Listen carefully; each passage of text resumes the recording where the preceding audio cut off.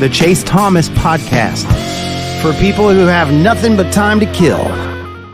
See, and I think it gets ugly early, and Tennessee just rides it out, runs the ball down their throat to keep this game in submission. So Vols 43, Florida 17. I have been told that in the swamp, only Gators come out alive. That's what I've been told. So we shall see if Joe Milton, because he doesn't lose in Florida. So something has to give. Something has to give there. So let's keep this one moving. Well, we're going next, I'm assuming, to your neck of the woods here, sir. We're going to keep it in the SEC for sure. Our 3:30 CBS game this week, we got the Georgia Bulldogs hosting the South Carolina Gamecocks, and Georgia's a 27-point favorite in this one. And I just wanted to throw a few stats out at you before we get into this game. We all talk about Saban and his former assistants. Kirby Smart's building himself quite the coaching tree as well. Still hasn't faced Mel Tucker. We might not get the opportunity, but we'll see. We'll see what happens there. All due respect. Kirby versus former assistants right now is 5-0 with an average score of 42-7 in those games. So only 3-2 against the spread, though. He's had some big spreads against Sam Pittman in Arkansas 2020. They were 27.5-point favorites. They only won by 27.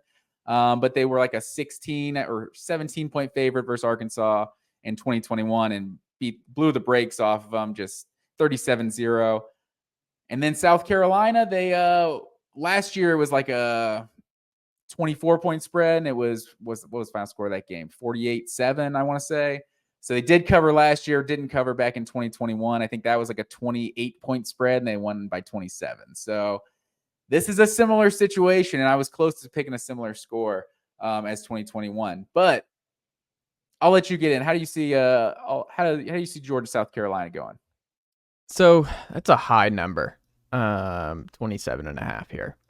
I understand how it went last year. I understand the history now, as you illustrated here, in terms of Kirby versus his assistants. And there was some weird stuff with how Kirby feels about Shane Beamer. A lot of dog talk about their relationship. And remember that time Kirby got really mad at Shane Beamer on the sidelines with the whole first down motion. That was last year. Yeah. I think it was when they tried to do a fake punt or something and Georgia stopped it. But yeah, I think that's what everyone points to, because it was like, oh, okay, is there some beef with Shane Beamer and Kirby? I don't know. But yeah, I mean, he did take a lateral job, and maybe to go from Georgia to Oklahoma. So I don't know. Maybe they feel some kind of way about it. Maybe he did something bad on the way out of the office. Who knows? There you go. I like it. Spreading rumors just recklessly. South Carolina is sneaky 9th in yards per attempt through the air, Matt Green. The offense and Rattler, I think, are actually better. And I think what happened in that North Carolina game, I don't think it was a lot of Rattler. I think it was a lot of that offensive line was horrible. Like, he got sacked 9 times and got destroyed, and could have been sacked and gotten hurt just with what he was up against. I don't know. I think this passing game might be okay. I think South Carolina might be a sneaky okay passing offense this year, and I think Rattler doesn't do this full-on regression to what he was the early part of last year. I think they're going to be able to move the ball through the air. The problem is they average 2.8 yards per carry against Furman. They ran for -2 yards against North Carolina. I'm concerned if they're not going to, if you're struggling against Furman to run the ball, I don't think you're going to be able to run the ball against Georgia. And then you're going to be opening yourself up to passing your way into contention against this Georgia defense. And I don't know how that's ultimately going to go, but part of me really does just feel like this South Carolina team is going to be able to score some points on Georgia. Georgia's defense is good, not to the same degree that we've seen the last couple of years. What is the status of Bullard? Is he going to play? I'm thinking it sounds like he's not going to play. I also kind of question what Kirby Smart when guys are day to day, like they can be day to day for months. Like, you just never really know. My gut tells me South Carolina covers here, Matt Green. I think this game ultimately, Georgia, it's never in doubt, but I do think South Carolina and Spencer Rattler are going to put up a sneaky amount of points that people are going to say after, like, South Carolina put on how many? I think Georgia wins this 45-28. I think it's going to be another a positive offensive showing for Georgia in this one. I think they make positive steps there, but I do think South Carolina is able to get some shots on Georgia to ultimately cover. Never really have a shot to win this one, but I think they're going to score and play better on that side of the ball. And I think Spencer Rattler is going to have an okay day. Is my gut.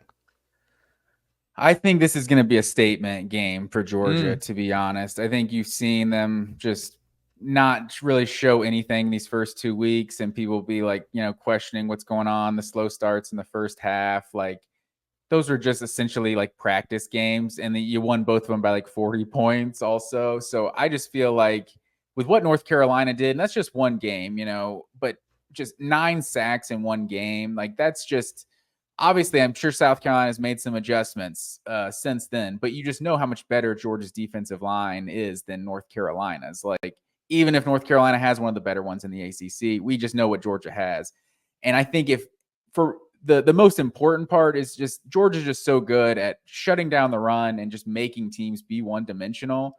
So Spencer Rattler's a really good player, and it's like, he might hit some shots in this game, but I just think more than anything, this offensive line is not going to give him enough time. And if you're throwing enough, like, you're going to make some mistakes. And this Georgia defense is going to get some turnovers. Like, Malachi Starks got a pick on a pretty questionable decision by Rattler a year ago. Like, I just think you're going to see what this Georgia team is like really capable of. I mean, I think the running back situation is definitely like a point of concern at this point, because you just don't have that many healthy bodies. Like, seeing how Kendall Milton looked at times last year, like, this guy can't be 100% right now. Like, he does not look like he's moving the same way as he was in the Ohio State game, like finishing runs hard. Like, he just doesn't have that gear. He doesn't look right.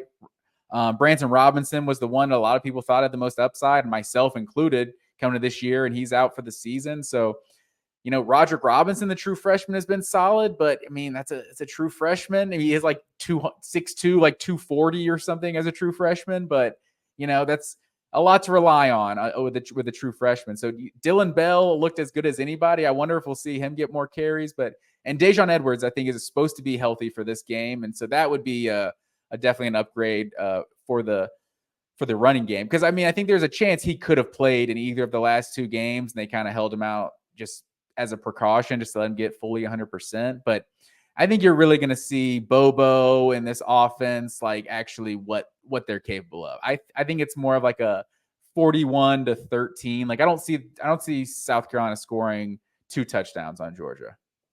Okay. I like it. Matt Green, where are we going next? Keeping it moving. Let's go to the sneaky game over here in the SEC Big 12, former Big 12 country. Mm-hmm. Missouri Tigers